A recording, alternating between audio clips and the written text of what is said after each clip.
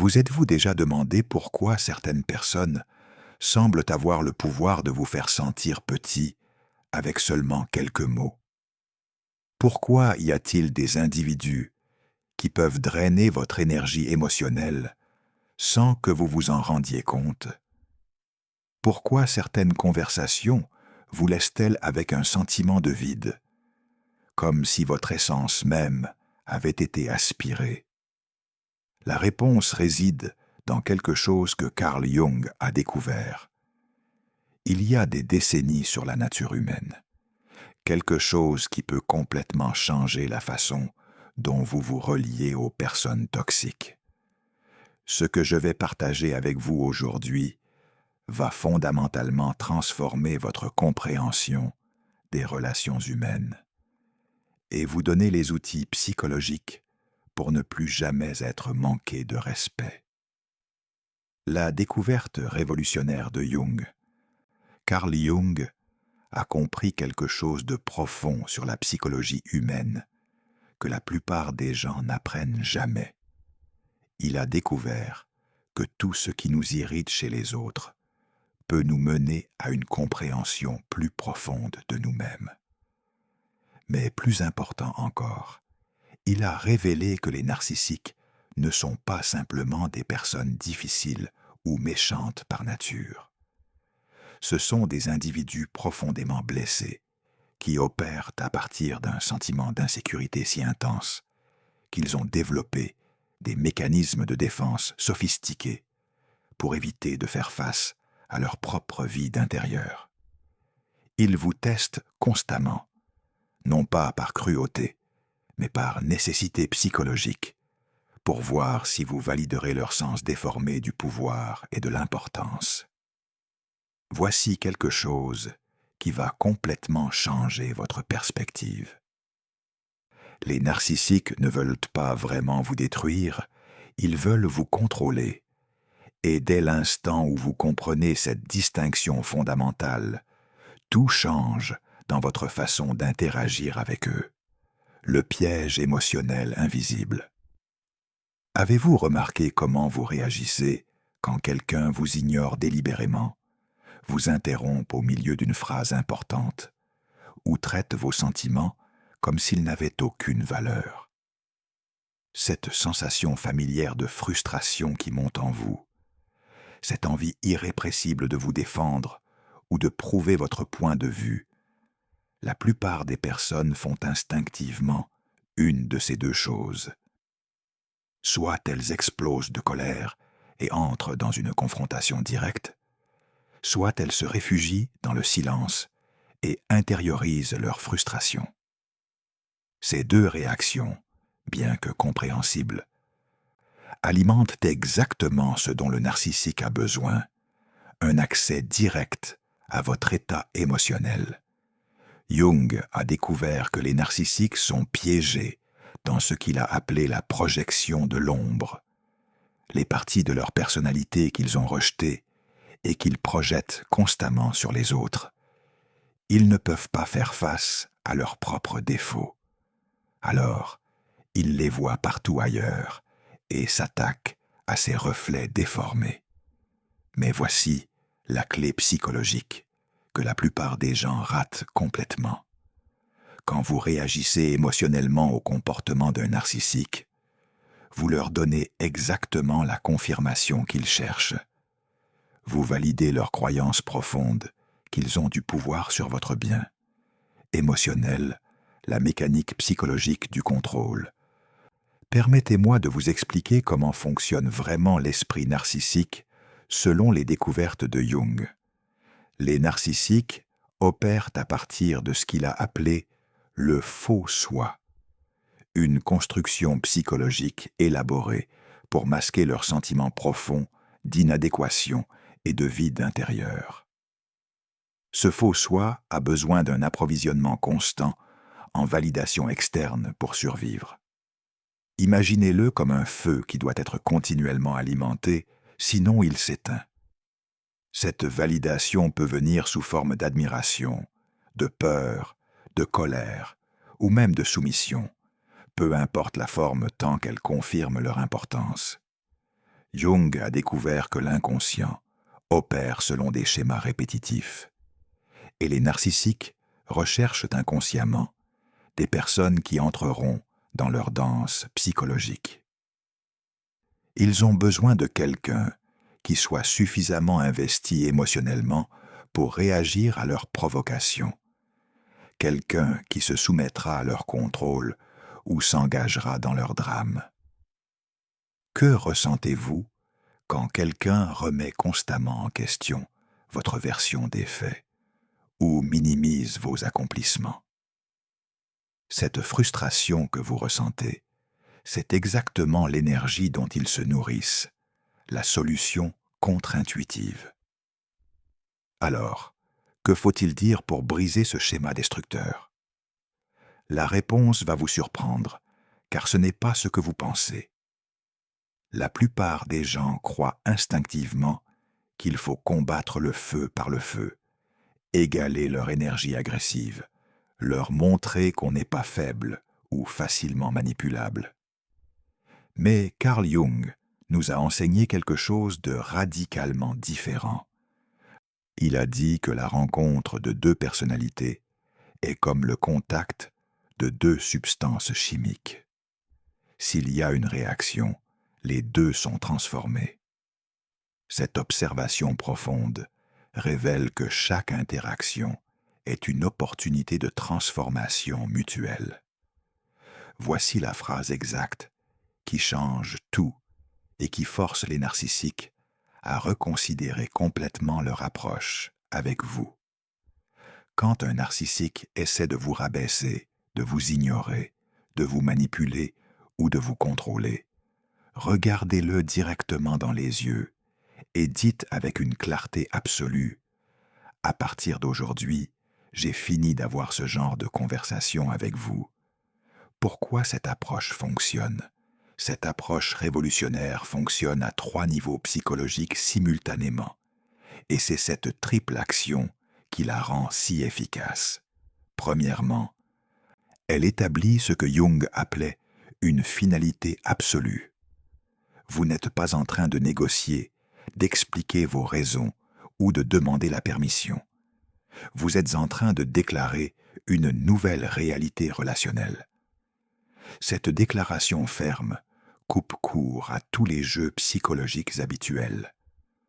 Deuxièmement, elle élimine instantanément leur source principale de pouvoir psychologique. Les narcissiques se nourrissent littéralement de l'engagement émotionnel. Qu'il soit positif ou négatif, votre colère les nourrit autant que votre admiration. En refusant catégoriquement de continuer certains types de conversations, vous coupez leur approvisionnement énergétique. Troisièmement, elle démontre ce que Jung a appelé la souveraineté psychologique, la capacité de prendre le contrôle total de votre propre expérience émotionnelle, indépendamment du comportement des autres. Vous cessez d'être réactif pour devenir proactif dans vos relations. L'élément crucial, souvent négligé, mais voici où la plupart des gens échouent lamentablement. Et c'est crucial de comprendre cela. Ils prononcent les mots corrects, mais n'incarnent pas l'énergie appropriée. Carl Jung a souligné à maintes reprises que l'inconscient communique principalement par l'énergie et l'intention, pas seulement par les mots. Avez-vous déjà dit quelque chose de ferme, en espérant paraître confiant, mais en ressentant de l'insécurité ou de la peur à l'intérieur? C'est exactement le problème.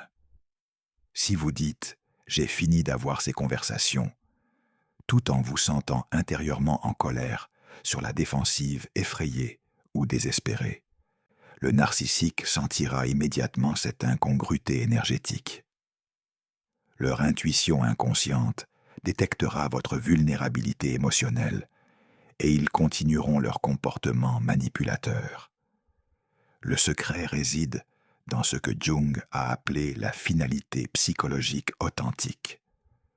Vous devez prononcer ces mots à partir d'un lieu de véritable achèvement intérieur, non pas d'une colère forcée ou d'une frustration accumulée. Cela signifie que vous avez atteint un point psychologique où vous n'êtes plus disposé à investir votre précieuse énergie émotionnelle dans des conversations qui diminuent votre bien. Être la transformation du narcissique. Selon Carl Jung, quand nous cessons de nourrir des schémas toxiques avec notre attention et nos réactions émotionnelles, nous forçons automatiquement l'autre personne à confronter son propre comportement sans pouvoir nous utiliser comme terrain de jeu émotionnel.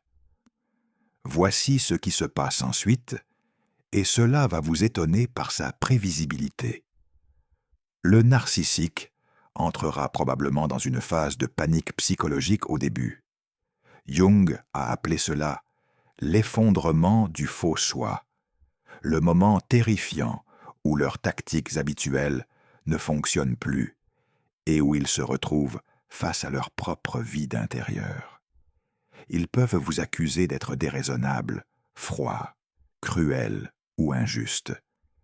Ils peuvent intensifier drastiquement leur comportement manipulateur, utiliser la culpabilisation, les menaces, ou même faire appel à des tiers pour vous ramener dans l'engagement émotionnel. C'est leur inconscient qui essaie désespérément de restaurer l'ancienne dynamique où ils avaient un accès facile à votre énergie émotionnelle. Comment réagiriez-vous si quelqu'un commençait à vous traiter de personne froide ou égoïste juste parce que vous avez établi des limites saines, la phase de transition? Mais si vous maintenez fermement votre nouvelle position psychologique, quelque chose d'extraordinaire et de transformateur se produit. Jung a découvert que quand une personne dans une relation dynamique refuse catégoriquement de participer à des schémas destructeurs, cela force l'autre personne à soit changer fondamentalement d'approche, soit perdre complètement l'accès à cette source d'énergie. Le narcissique ne peut plus vous utiliser comme source de ravitaillement émotionnel ou générateur de chaos. Il est forcé de faire face au fait brutal que son comportement a des conséquences réelles et immédiates. Cette confrontation avec la réalité peut mener à deux résultats possibles. Certains narcissiques, particulièrement ceux qui ont encore une capacité de croissance psychologique, tenteront de respecter cette nouvelle limite et commenceront à modifier leur façon de communiquer avec vous. D'autres, plus rigides dans leur schéma, s'opposeront à cette limitation et finiront par se retirer complètement de votre vie. Les deux résultats servent votre plus grand bien, être car ils éliminent soit le comportement toxique, soit la personne toxique elle-même, l'art de la détection précoce. Mais avant même d'arriver à ce point de confrontation, Jung nous a enseigné quelque chose d'encore plus puissant, l'art de reconnaître les signaux d'alarme narcissique dès les premières interactions. Cette capacité de détection précoce peut vous épargner des années de manipulation émotionnelle. Les narcissiques utilisent ce que Jung appelait des tentacules psychologiques pour tester votre réceptivité à leur contrôle. Ils commencent par de petites violations de vos limites. Arriver systématiquement en retard, faire des commentaires subtils qui vous dévalorisent ou ignorer vos préférences dans des situations apparemment anodines. Avez-vous déjà remarqué comment certaines personnes testent votre patience avec de petites choses avant d'escalader vers des comportements plus problématiques? Ces tests initiaux ne sont pas accidentels. Ils mesurent votre tolérance au manque de respect et votre propension à vous justifier ou à minimiser leurs actions. Si vous passez ces premiers tests en excusant leur comportement ou en vous adaptant à leurs demandes déraisonnables, ils interprètent cela comme un feu vert pour intensifier leur contrôle. Jung a découvert que les narcissiques opèrent selon ce qu'il appelait l'escalade graduelle de la dominance. Ils ne commencent jamais par leurs comportements les plus destructeurs, car cela révélerait trop rapidement leur vraie nature. Au lieu de cela, ils installent progressivement un climat de normalisation de l'irrespect, la psychologie de la résistance. Quand vous commencez à appliquer la phrase de Jung, vous devez comprendre la psychologie derrière la résistance que vous rencontrerez. Les narcissiques ne lâchent jamais prise facilement sur leur source d'approvisionnement émotionnel. Ils ont développé tout un arsenal de contre-tactiques pour ramener les personnes qui s'éloignent de leur contrôle. La première tactique est ce que Jung appelait l'intensification dramatique face à votre nouvelle fermeté. Ils peuvent soudainement devenir plus charmants, plus attentifs ou promettre des changements spectaculaires.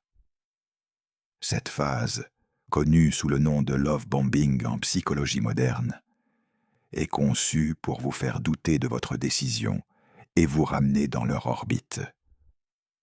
Comment réagiriez-vous si quelqu'un qui vous a maltraité pendant des mois devenait soudainement l'incarnation de la gentillesse après que vous ayez établi vos limites?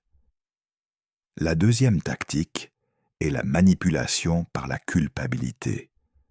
Ils peuvent vous accuser de manquer de compassion, d'être inflexible ou de ne pas comprendre leur situation difficile. Ils peuvent faire appel à votre histoire commune, à vos souvenirs positifs, ou utiliser des tiers pour plaider leur cause. La troisième tactique plus insidieuse est la projection inversée. Ils peuvent commencer à vous attribuer leur propre comportement toxique, vous accusant d'être manipulateur, narcissique ou émotionnellement instable. Cette tactique est particulièrement déstabilisante, car elle peut vous faire douter de votre propre réalité. La mort du soi complaisant. Il y a un niveau encore plus profond à cette transformation. Et c'est ce que Jung entendait par la mort du soi complaisant. Quand vous déclarez fermement que vous avez terminé d'avoir certaines conversations, vous ne changez pas seulement la dynamique externe avec les autres. Vous tuez aussi symboliquement la partie de vous-même qui croyait devoir tolérer le manque de respect pour maintenir des relations. Cette partie de vous qui avez appris que l'harmonie superficielle était plus importante que votre propre paix intérieure. Peut-être avez-vous été élevé dans un environnement où vous avez appris que l'amour signifiait accepter un mauvais traitement ou exprimer vos besoins était considéré comme de l'égoïsme ou maintenir la paix familiale nécessitait votre sacrifice personnel constant. Jung nous a enseigné que nous recréons inconsciemment des schémas relationnels familiers, même quand ils nous causent de la souffrance, parce que l'inconnu nous fait plus peur que la douleur familière. L'architecture de la transformation personnelle, la véritable transformation selon Jung, ne se limite pas à changer nos interactions avec les narcissiques. Elle implique une reconstruction complète de notre architecture psychologique interne. Cette reconstruction passe par plusieurs phases distinctes que Jung a identifiées dans son travail sur l'individuation. La première phase est l'éveil de la conscience.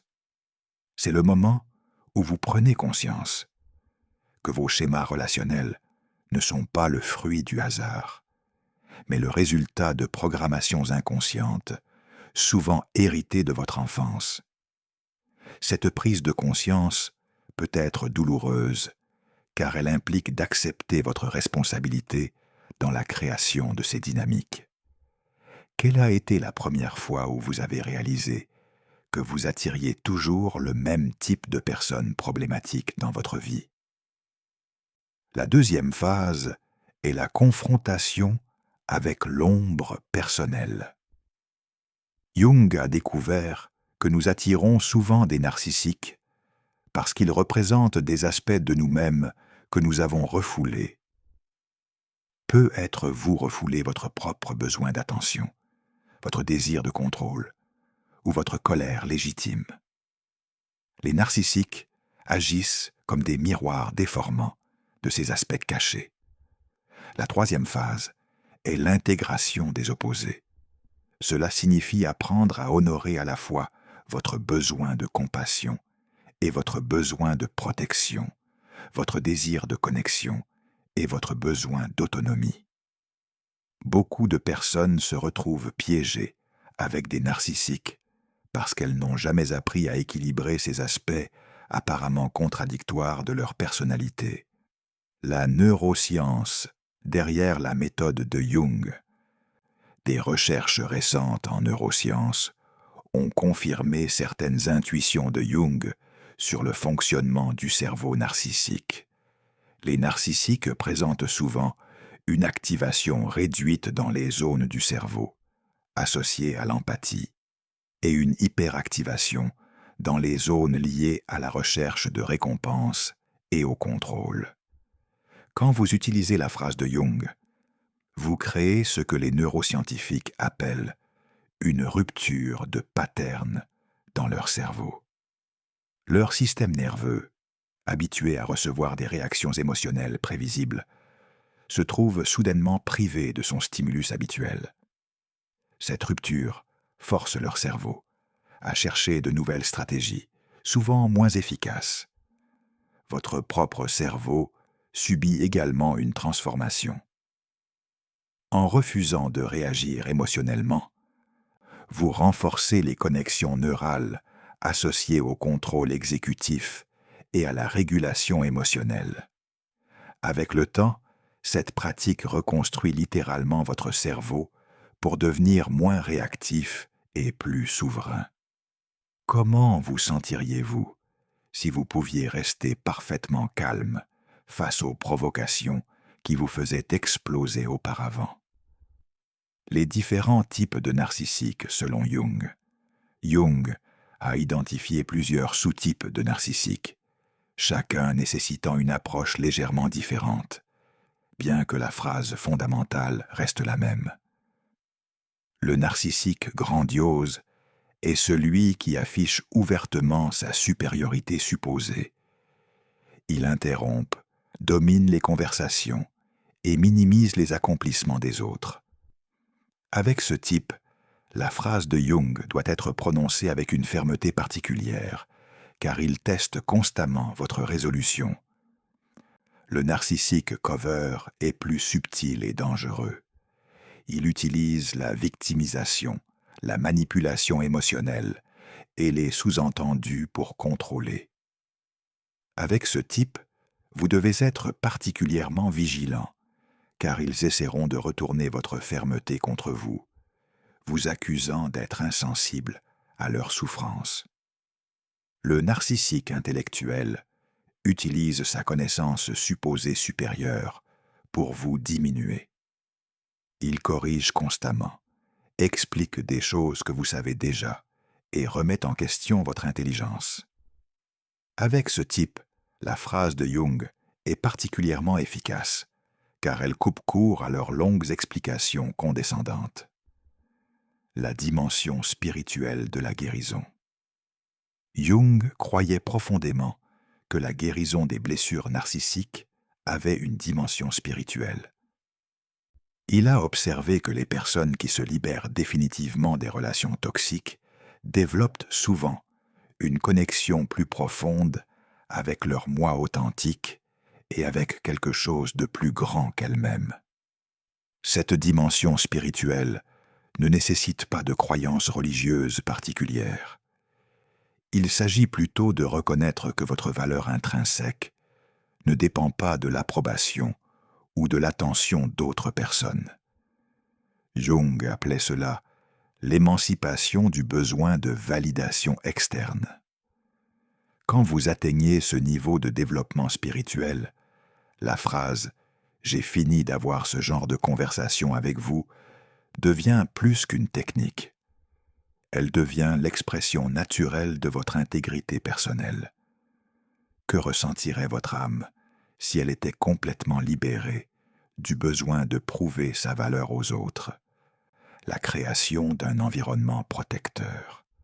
Une fois que vous avez maîtrisé l'art de repousser les narcissiques avec la méthode de Jung, l'étape suivante consiste à créer un environnement de vie qui soutient naturellement votre nouvelle intégrité personnelle. Cet environnement comprend à la fois vos espaces physiques et vos cercles sociaux. Jung parlait de l'importance de créer ce qu'il appelait un ténos, un espace sacré et protégé où votre vraie personnalité peut s'épanouir sans crainte d'attaque ou de manipulation. Ce concept emprunté au temple grec antique représente la nécessité d'avoir des zones de votre vie complètement libres de toxicité dans votre environnement physique. Cela signifie créer des espaces qui reflètent vos valeurs authentiques plutôt que ce que vous pensez impressionner les autres dans votre environnement social. Cela signifie cultiver des relations avec des personnes qui vous respectent naturellement et réciproquement. Comment votre espace de vie changerait-il si vous l'organisiez uniquement pour votre propre bien? Être plutôt que pour impressionner les visiteurs. L'effet de contagion positive Jung a observé un phénomène fascinant. Quand une personne se libère authentiquement des relations narcissiques et développe une souveraineté psychologique véritable, elle commence involontairement à inspirer cette même transformation chez d'autres. C'est ce qu'il appelait l'effet de contagion positive. Votre nouvelle façon d'être devient un modèle vivant pour votre entourage. Les personnes autour de vous commencent à remarquer votre calme face aux provocations, votre refus de participer au drame et votre capacité à maintenir votre paix intérieure. Certaines commencent à vous poser des questions sur votre transformation. Cette influence positive s'étend même aux narcissiques de votre entourage, qui ne sont pas directement ciblés par votre nouvelle approche. Ils observent comment leurs tactiques habituelles échouent avec vous et commencent inconsciemment à modifier leur comportement avec tout le monde. Les rechutes et comment les gérer. Il est crucial de comprendre que la transformation psychologique n'est pas linéaire. Jung a observé que même les personnes les plus avancées dans leur développement personnel peuvent parfois retomber dans d'anciens schémas, particulièrement dans des moments de stress, de vulnérabilité ou de fatigue émotionnelle. Ces rechutes ne sont pas des échecs, mais des opportunités d'apprentissage. Elles vous permettent d'identifier vos points de vulnérabilité persistants et de renforcer votre pratique. Jung appelait cela l'apprentissage spiralé. Vous revenez au même défi, mais à un niveau de conscience plus élevé. Si vous vous retrouvez à nouveau piégé dans une conversation toxique après avoir juré que c'était terminé, ne vous jugez pas. Reconnaissez simplement ce qui s'est passé. Réaffirmez vos limites et utilisez cette expérience pour mieux comprendre vos déclencheurs inconscients. Quel est le moment où vous êtes le plus susceptible d'abandonner vos limites saines et de retomber dans d'anciens schémas relationnels, l'héritage transgénérationnel? Jung était particulièrement intéressé par la façon dont les schémas psychologiques se transmettent de génération en génération. Si vous avez grandi dans un environnement où le manque de respect était normalisé, où les limites personnelles étaient constamment violées, où l'amour était conditionnel à votre compliance, vous portez probablement en vous ces programmations inconscientes. La méthode de Jung pour traiter avec les narcissiques fait partie d'un processus plus large de guérison transgénérationnelle. Quand vous refusez de perpétuer ces schémas, vous brisez des cycles qui peuvent avoir duré des générations dans votre famille. Cette transformation a des implications particulièrement importantes si vous êtes parent. En modelant des limites saines et un respect de soi authentique, vous enseignez à vos enfants qu'ils ont le droit d'être traités avec dignité et qu'ils n'ont pas à tolérer l'irrespect pour être aimés. La dimension collective de la transformation. Jung croyait que la transformation individuelle contribue à la guérison collective de l'humanité. Quand vous vous libérez des relations narcissiques, vous ne vous guérissez pas seulement vous-même, vous contribuez à élever la conscience collective autour des relations saines. Dans une société où la manipulation émotionnelle et le narcissisme semblent de plus en plus répandus, votre refus de participer à ces dynamiques devient un acte de résistance spirituelle. Vous devenez ce que Jung appelait un porteur de lumière, quelqu'un qui maintient une vision plus élevée de ce que peuvent être les relations humaines. Cette perspective plus large peut vous donner du courage dans les moments difficiles de votre transformation. Vous ne changez pas seulement pour vous-même, mais pour contribuer à un monde où les relations authentiques et respectueuses deviennent la norme plutôt que l'exception, les signes de la transformation complète. Comment saurez-vous que vous avez intégré complètement cette nouvelle façon d'être? Jung a identifié plusieurs indicateurs de transformation psychologique authentique. Le premier signe est la disparition de l'anxiété anticipatoire. Vous ne passez plus votre temps à vous inquiéter de comment certaines personnes vont réagir ou à répéter mentalement des conversations difficiles. Votre esprit est libre de se concentrer sur des choses plus enrichissantes. Le deuxième signe est la capacité à dire non, sans vous justifier excessivement. Vous pouvez refuser des demandes déraisonnables avec simplicité et clarté, sans ressentir le besoin de convaincre l'autre personne que votre refus est légitime. Le troisième signe est l'attraction naturelle de personnes équilibrées et respectueuses dans votre vie. Vous commencez à constater que les nouvelles personnes qui entrent dans votre cercle social partagent vos valeurs de respect mutuel et d'authenticité. Quand avez-vous réalisé pour la dernière fois que vous n'aviez plus peur de la réaction de quelqu'un à vos limites personnelles? L'intégration dans la vie quotidienne, la véritable maîtrise de cette approche, ne se mesure pas dans les moments de crise, mais dans votre capacité à maintenir votre intégrité dans les interactions quotidiennes ordinaires.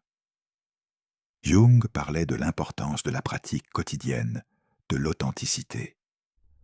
Cela signifie appliquer les mêmes principes dans toutes vos relations avec vos collègues qui essaient de vous surcharger de travail. Avec les membres de votre famille qui ne respectent pas vos choix de vie, avec les amis qui vous contactent uniquement quand ils ont besoin de quelque chose. La phrase de Jung devient un outil polyvalent que vous pouvez adapter à différents contextes. Je ne discute plus de ce sujet avec toi. Je ne participe plus à ce genre de conversation où j'ai décidé de ne plus gérer les urgences des autres. La dimension énergétique avancer à un niveau plus avancé. Jung a observé que les personnes qui maîtrisent complètement cette approche développent ce qu'il appelait une signature énergétique particulière. Leur simple présence commence à communiquer leurs limites sans qu'ils aient besoin de les verbaliser constamment. Cette signature énergétique repousse automatiquement les personnes toxiques et attire les personnes alignées avec leurs valeurs. C'est comme si leur champ énergétique lui-même était devenu un filtre naturel pour les relations saines. Cette transformation énergétique se reflète dans leur posture, leur ton de voix, leur façon de maintenir le contact visuel, et même dans leur silence. Ils dégagent une autorité tranquille qui décourage naturellement les tentatives de manipulation. La sagesse des cycles naturels. Jung était profondément influencé par l'observation des cycles naturels et leur application à la psychologie humaine. Il a noté que la transformation personnelle suit souvent les mêmes schémas que les changements saisonniers. Des périodes de dormance, de croissance rapide, de floraison et de consolidation. Respecter ces cycles naturels dans votre processus de transformation signifie accepter qu'il y aura des périodes où le changement semble lent ou imperceptible, suivi de percées soudaines et significatives. Cela signifie aussi honorer votre besoin de repos et de réflexion. Entre les phases de croissance intensive dans le contexte des relations narcissiques, cela peut signifier qu'après une période de fermeté intense et de nombreuses confrontations, vous entrez dans une phase plus calme, où votre nouvelle façon d'être se stabilise et devient naturelle. Où en êtes-vous dans votre cycle personnel de transformation relationnelle? L'art de la communication consciente. Au-delà de la phrase centrale de Jung, il existe tout un art de la communication consciente qui peut transformer vos interactions quotidiennes. Jung croyait que chaque mot que nous prononçons porte une intention énergétique qui influence profondément la dynamique relationnelle. Quand vous maîtrisez cet art, vous apprenez à communiquer d'une manière qui honore à la fois votre authenticité et la dignité de l'autre personne. Même quand vous établissez des limites fermes, cela implique développer ce que Jung appelait la parole juste. Des mots qui sont à la fois vrais, nécessaires et prononcés avec une intention. Par exemple, au lieu de dire « Tu me stresses toujours avec tes demandes de dernière minute », vous pourriez dire « Je ne peux plus accepter de projet ». Avec moins de 48 heures de préavis, cette reformulation élimine l'accusation personnelle, tout en établissant clairement votre limite. Comment changeriez-vous votre façon de communiquer si vous saviez que chaque mot porte une énergie qui peut soit élever, soit diminuer la personne en face de vous? La transformation des relations existantes. L'une des questions les plus fréquentes concernant la méthode de Jung est que faire avec les relations importantes mais toxiques que nous ne pouvons pas simplement éliminer de notre vie. Il peut s'agir de membres de la famille, de collègues ou de partenaires avec qui nous partageons des responsabilités. Jung proposait ce qu'il appelait la transformation in situ, changer la dynamique relationnelle sans nécessairement changer les personnes impliquées. Cela demande une approche plus nuancée mais tout aussi ferme. Avec un parent narcissique, par exemple, vous pourriez commencer par limiter le temps passé ensemble et rediriger systématiquement les conversations vers des sujets neutres.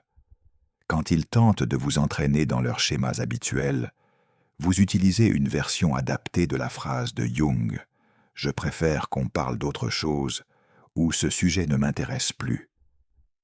L'objectif n'est pas de changer l'autre personne, mais de créer un espace relationnel où leurs tendances toxiques ne peuvent plus s'exprimer librement.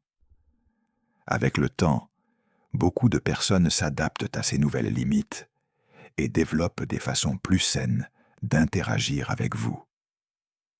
L'évolution de votre réseau social, en appliquant consistamment la méthode de Jung, vous remarquerez probablement une évolution naturelle de votre réseau social. Certaines personnes disparaîtront progressivement de votre vie, souvent sans confrontation dramatique. Elles perdront simplement intérêt pour une relation où elles ne peuvent plus obtenir le type d'engagement émotionnel qu'elles recherchaient. D'autres personnes que vous n'aviez peu pas remarquées auparavant commenceront à occuper une place plus importante dans votre vie. Ce sont souvent des individus qui respectent naturellement les limites, qui communiquent de manière directe et honnête, et qui sont capables de relations basées sur la réciprocité plutôt que sur la domination.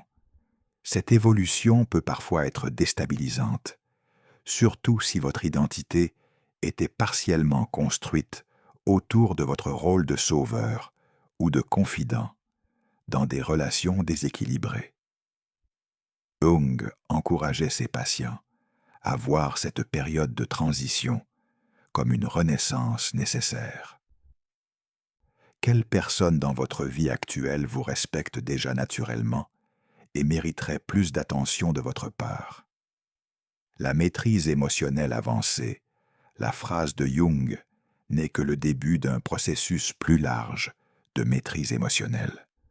Jung croyait que les émotions ne sont pas simplement des réactions automatiques, mais des informations précieuses sur notre état intérieur et nos besoins non satisfaits.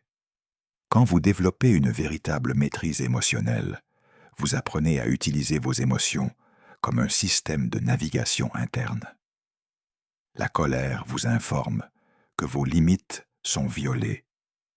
La frustration vous signale que vous investissez de l'énergie dans quelque chose qui ne vous sert pas. L'anxiété vous avertit que vous anticipez des scénarios problématiques. Cette maîtrise vous permet de répondre aux provocations narcissiques avec une clarté émotionnelle plutôt qu'une réactivité automatique. Vous pouvez ressentir la colère sans être contrôlé par elle, reconnaître la manipulation sans vous y laisser prendre, et maintenir votre centre émotionnel même dans des situations chaotiques. L'impact sur votre créativité et votre productivité, un aspect souvent négligé de la libération des relations narcissiques, et son impact profond sur votre créativité et votre productivité. Jung a observé que l'énergie psychique que nous dépensons dans des relations toxiques est de l'énergie qui ne peut pas être investie dans notre croissance personnelle et nos projets créatifs. Quand vous cessez de participer aux drames émotionnels, de gérer les crises des autres et de vous défendre constamment, vous libérez une quantité énorme d'énergie mentale et émotionnelle. Cette énergie peut alors être redirigée vers des activités qui nourrissent votre âme et contribuent à votre épanouissement. Beaucoup de personnes qui appliquent la méthode de Jung rapportent des augmentations significatives dans leur capacité de concentration, leur motivation pour des projets personnels et leur satisfaction générale dans la vie. C'est comme si une partie importante de leur énergie vitale leur était soudainement rendue. Quel projet créatif ou objectif personnel avez-vous négligé parce que votre énergie était constamment drainée par des relations problématiques?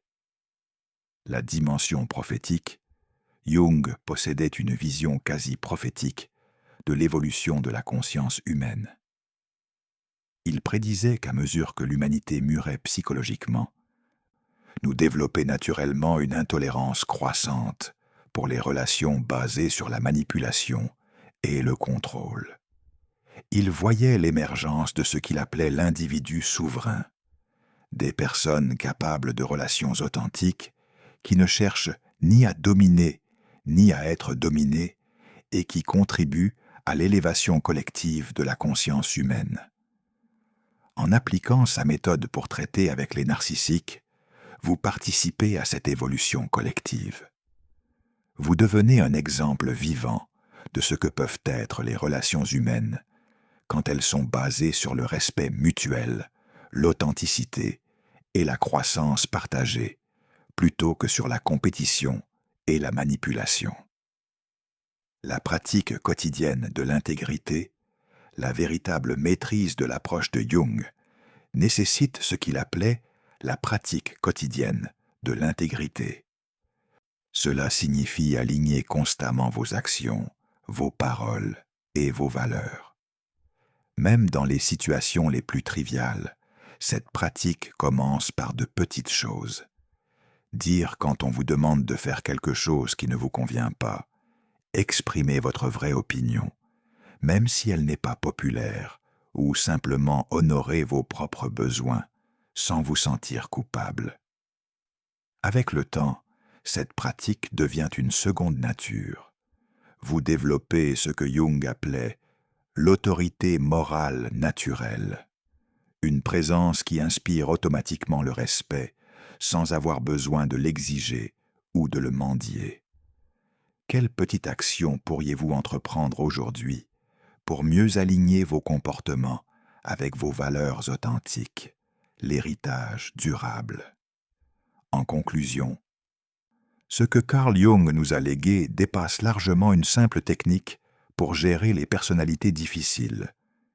Il nous a offert une voie vers l'émancipation psychologique complète et la possibilité de créer des relations humaines basées sur l'authenticité et le respect mutuel. La phrase « à partir d'aujourd'hui, j'ai fini d'avoir ce genre de conversation avec vous » devient ainsi beaucoup plus qu'un outil de protection. Elle devient une déclaration d'indépendance émotionnelle, un acte de souveraineté personnelle et une contribution à l'évolution de la conscience humaine. Quand vous prononcez ces mots avec une conviction authentique, vous ne changez pas seulement votre relation avec les narcissiques, vous transformez votre relation avec vous-même, avec votre valeur personnelle et avec ce que vous êtes prêt à accepter dans votre expérience de vie. C'est cela, le véritable héritage de Carl Jung. Nous avoir montré que nous avons le pouvoir de créer notre propre réalité relationnelle et que notre paix intérieure ne dépend de personne d'autre que nous-mêmes. Question finale pour la réflexion et l'action. Maintenant que vous connaissez la méthode complète de Jung, voici les questions essentielles qui détermineront votre succès dans cette transformation. Êtes-vous vraiment prêt à abandonner le besoin de convaincre les autres de votre valeur? Quelle relation dans votre vie bénéficierait le plus immédiatement de cette approche? Dans quelle situation concrète allez-vous expérimenter cette phrase cette semaine? Plus important encore, quel aspect de vous-même devez-vous honorer davantage pour ne plus jamais attirer ou tolérer le manque de respect? Partagez dans les commentaires votre engagement personnel. Quelle conversation toxique êtes-vous définitivement prêt à abandonner aujourd'hui? Votre partage pourrait inspirer d'autres personnes à faire le même choix libérateur. Souvenez-vous, selon Carl Jung, le but ultime n'est pas de changer les autres, mais de devenir si authentiquement vous-même que seules les personnes authentiques peuvent rester confortablement en votre présence. C'est cela, le secret définitif pour ne plus jamais être manqué de respect. Le cadre psychologique complet. Voici le cadre complet que Carl Jung vous donnerait pour transformer définitivement vos relations avec les personnes toxiques.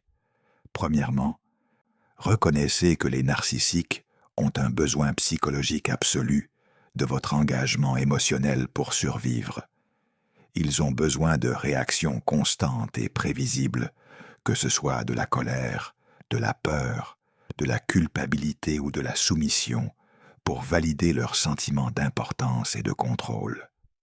Deuxièmement, comprenez profondément que votre participation volontaire dans des conversations toxiques est exactement ce qui maintient ces schémas destructeurs en vie.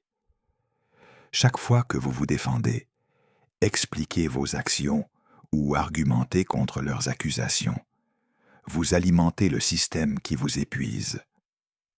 Troisièmement, déclarez votre finalité psychologique en utilisant la phrase magique. À partir d'aujourd'hui, J'ai fini d'avoir ce genre de conversation avec vous, mais pensez-le sincèrement, ressentez-le profondément dans votre être. Quièmement, maintenez cette position indépendamment de leurs réactions.